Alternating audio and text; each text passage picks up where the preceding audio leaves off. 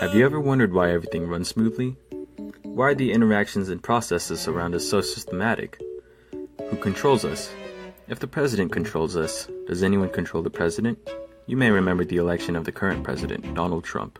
Although he is the main governing force of the United States, he has to follow rules and regulations set by individuals like you and me.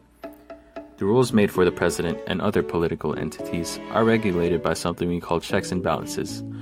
Checks and balances are a way to ensure that political power does not rest in the hands of a single individual or a group. Instead, power is split between the legislative branch, the executive branch, and the judicial branch. These three political branches ensure that the other branches do not have excess power by approving each other's candidates and having separate important functions in our government. The President of the United States presides over the executive branch, but several of his orders must be approved by the legislative branch, which is made up of the Congress. The Congress consists of the Senate and the House of Representatives. The role we play as citizens of the United States is to elect the President and other government officials to ensure that we receive the leadership that we deserve. We as citizens stand as the foundation of our political system and our country.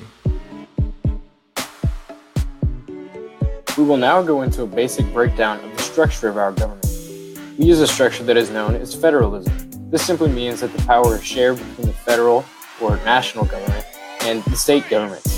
Some powers and responsibilities are reserved to the states, and some are reserved to the federal government, such as declaring war. Today, however, we will be focusing more on just the federal government. As was mentioned earlier, the U.S. government has three main branches: the executive, legislative, and judicial. The roles and powers of each branch are different and independent of each other in order to maintain that system of checks and balances. We will start with the executive branch and then work through the legislative and judicial branches. The executive branch is made up of the people you associate with the White House, including the president and vice president, as well as the cabinet and the executive departments. Serving as the head of the executive department, the president of the United States is essentially the most powerful person in the world, and most certainly the most powerful person in the U.S. government. He has many powers, including the ability to veto, which overrules a bill passed by Congress. Now, aside from the president and the vice president, the last thing we will mention before the executive branch are the 15 executive departments. These include the Department of Agriculture, Commerce, Defense, and so on. And they carry out many of the important jobs that are performed by the executive branch. Moving on to the next branch, we will talk about the legislative branch of the United States government, also known as Congress, which is the lawmaking branch.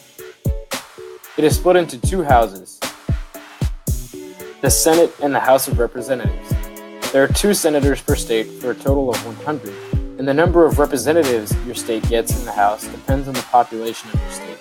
Georgia, for example, with a population of approximately 10.5 million people, has 14 representatives in the House of Representatives.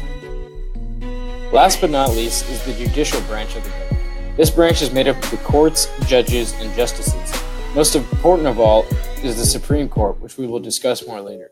The courts specifically check the other branches to make sure they are not passing unconstitutional laws or laws that violate the U.S. Constitution.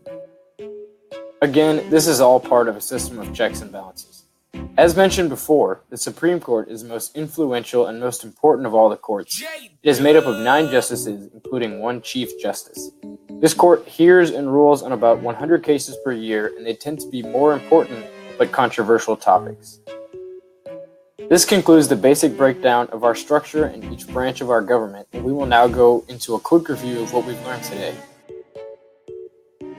The older you get, the more the government will start to affect you, so it is important to learn the basics now. The laws and regulations are changing all the time, so the more you know, the better off you will be. Created using Powtoon.